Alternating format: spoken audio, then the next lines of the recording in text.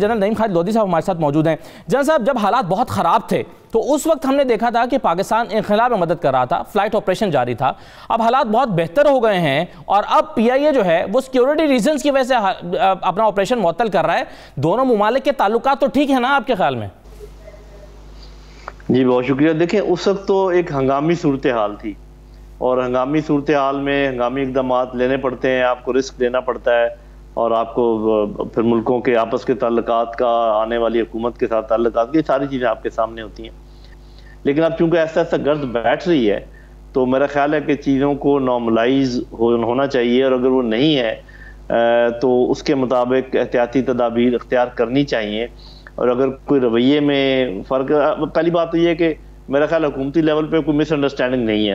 Although ये फैसला हुकूमती लेवल पर ही हुआ होगा, लेकिन वो आपस में कोई इन्होंने शेयर किया होगा कि वजूहात क्या। मेरा अपना ख्याल ये है कि चूंकि अभी वहाँ पर हुकूमत का अच्छे तरीके से अपने तमाम एहलकारों के ऊपर कंट्रोल उस तरीके से इस्टेब्लिश नहीं हुआ है जैसे होना चाहिए, और अंदर चीदा लोग ऐसे हैं जो कि कोई ना कोई तरीके से मुखालफत करते हैं। दो तीन बातें हो सकती हैं। एक तो बहुत सारे अफगान शहरी ये एक्सपेक्ट कर रहे हैं कि पाकिस्तान उनको तस्लीम करे, हमारा सबसे नज़दीकी हमसाया है और इतने लंबी हमारी सरहद है, लोगों का इतना आना जाना है, ये एक वजह हो सकती है।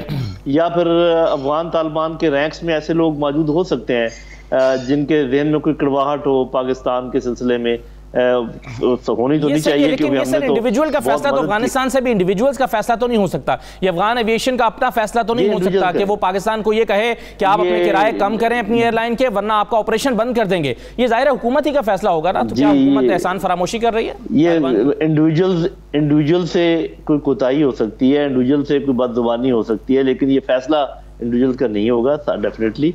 और मेरा ख्याल है कि पूरी दुनिया ने चूंकि बहुत ज्यादा बढ़ा दिया है, बाकी सब एयरलाइन ने अपने किराए बढ़ाए हैं, इसलिए कि वहाँ पर सिक्योरिटी का इशू, इंश्योरेंस कॉस्ट बढ़ गई है, वो जी इंश्योरेंस कॉस्ट बहुत बढ़ गई है, उसकी वजह से है।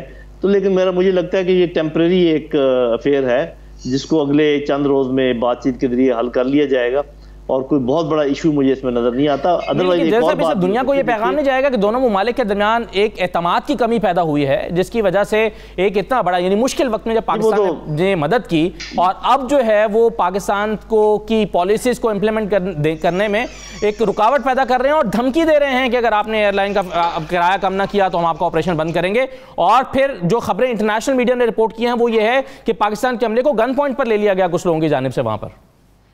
हाँ, वही मैं कह रहा हूँ कि इस किस्म के इंडिविजुअल एक्ट इसमें हो सकते हैं और वो अभी और बातें क्लियर होंगी चंद दिनों के बाद। और मेरा अपना ख्याल ये है कि ये जल्दी रिजॉल्व हो जाएगा। पहले भी कुछ इश्यूज हुए हैं, पाकिस्तान का झंडा उतारा गया बेरुखती की, उसके भी आपको पता है कि फिर उसका फौरी तौर पर एक्शन हुआ, लोगों को सजाएं भी मिली और सब कुछ हुआ। तो ये थोड़ा सा हसास मामला है।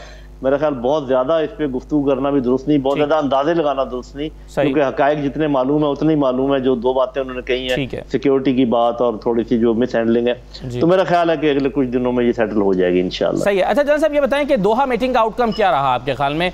एक तरफ अमेरिका कह रहा है कि हम आपको तस्लीम नहीं करेंगे और वाज़ेह तौर पर कह रहा है कि हमने अफगानिस्तान को तस्लीम करने पर न गौर किया है न इस पर बात हुई है।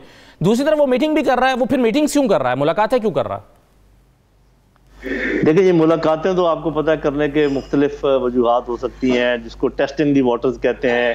धमकी अगर आपने कन्वे करनी हो ऐसी जो कि आप चाहें कि मीडिया के थ्रू ना कन्वे की जाए, डायरेक्ट कन्वे की जाए, या कोई और अच्छी बात कन्वे करनी हो जो वो चाहते हो मीडिया के थ्रू ना की जाए, डायरेक्ट की जाए, तो ऐसी बहुत सारी वजूहात हो सकती है। लेकिन मेरा अपना अंदाज़ा ये है कि देखिए, इसमें कोई शक नहीं होना चाहिए पाकिस्तान को, पाकिस्तान के अवाम को, अफगानिस्तान को, अफगानिस्तान के अवाम को, कि अमेरिका और उनका करीबी हलीफ भारत और कुछ और मुल्क किसी भी सूरत में इस नई हुकूमत की कामयाबी नहीं चाहते, ना इसको देखना चाहते हैं, वो इसको नाकाम करना चाहते हैं। तो अगर ये चीज़ समझ में आ जाए तो बाकी चीज़ें आसान हो जाती हैं।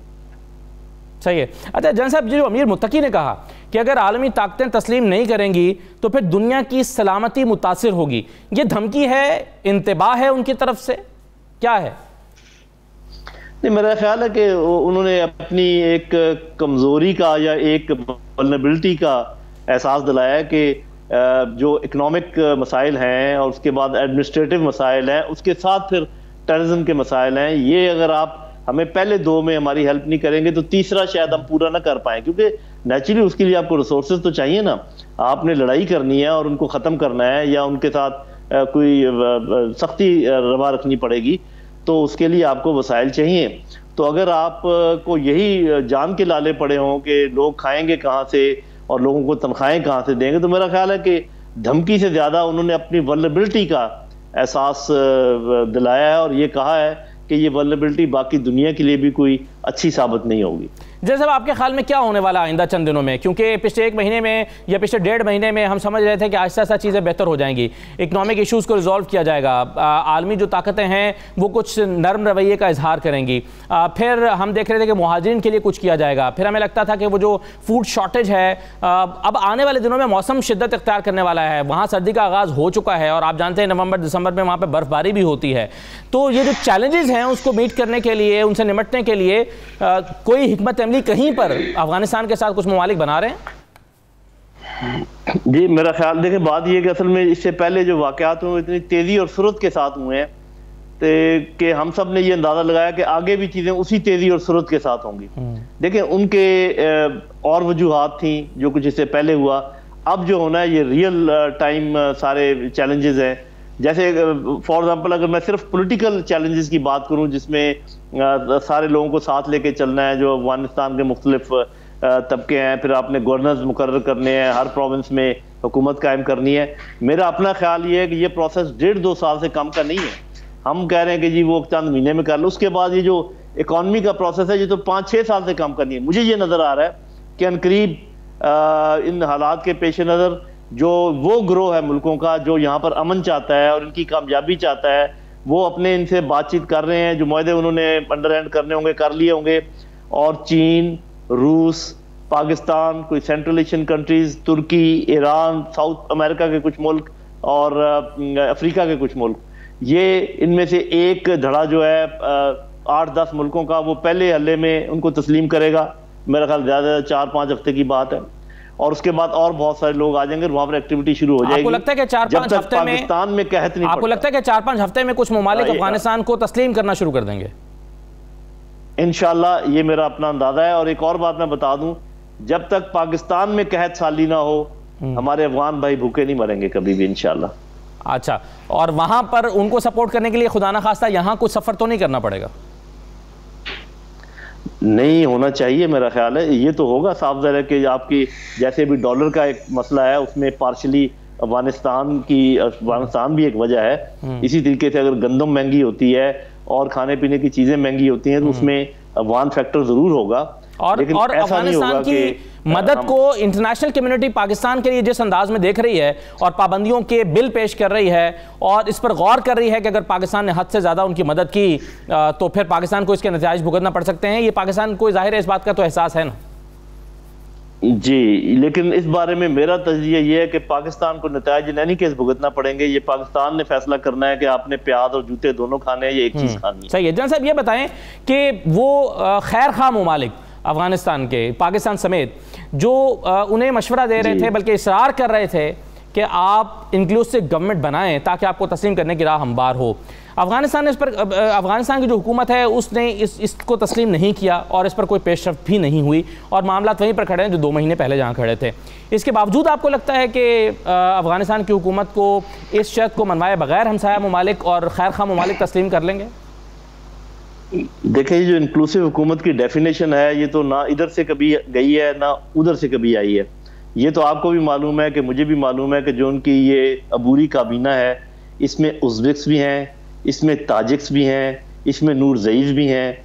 अब अगर इंक्लूसिव हुकूमत का ये मतलब है कि कारज़ई को इसमें शामिल किया जाए, अशरफ गनी को शामिल किया जाए, अब्दुल्ला को शामिल किया जाए, तो वो तो भाई बहुत ही, मैं कहूँगा, इर्रेशनल डिमांड है अगर जिसके ज़हन में भी ये डिमांड है। तो मेरा अपना ख्याल ये कि जब ये गवर्नर्स का अपॉइंटमेंट हो जाएगी और मुख्तलिफ जो इनके सूबे हैं उनकी हुकूमत बन जाएगी तो वो आपको बहुत इंक्लूसिव नज़र आएगी। बाकी ये है कि जो वेस्टर्न डिमांड है इंक्लूसिवनेस की, वो तो मैं हमेशा कहता हूँ कि तालिबान उल्टे भी हो जाएं उन्होंने तो नहीं मानना, इसलिए कि वो तो इनको नाकाम करना चाहते हैं। लेकिन मुझे इस बात की समझ नहीं आती कि पाकिस्तान, चीन, रूस वगैरह इन्होंने इतनी सख्त लाइन क्यों अख्तियार की हुई है, जबकि मेरे अपने हिसाब में उनकी हुकूमत किसी न किसी हद तक इंक्लूसिव ऑलरेडी है। और ये जिन ममालिक का आप नाम ले रहे हैं, पाकिस्तान, चाइना, रशिया, ताजिकिस्तान, ये लोग जिनके बारे में आप समझते हैं इनको अफगानिस्तान की हुकूमत को तस्लीम कर लेंगे, तो इनके तस्लीम करने से वेस्ट को की सेहत पर कोई फर्क पड़ेगा? उन्हें लगेगा कि हाँ कुछ ममालिक तस्लीम कर लिया तो हमें भी कुछ और ममालिक को भी तस्लीम कर लेना चाहिए, क्या इससे कोई फर्क पड़ेगा? जी, पहले तो आपने ताजिकिस्तान का अंदर नाम लिया, तो आपको पता होना चाहिए कि इस रजीम के जितने दुश्मन हैं वो सारे ताजिकिस्तान में बैठे हुए हैं जी। तो ताजिकिस्तान को आप उन मुल्कों में शामिल ना करें। ताजिकिस्तान जरूरी नहीं है कि उन पहले को माने जी, लेकिन जो मगरबी ममालिक है, मैंने आपको बता दिया, वो बोले कुछ भी, वो नाकामी चाहते हैं और किसी भी कम अज कम 2-3 साल तक वो तस्लीम नहीं करने के, चाहे ये सोने के बन जाए।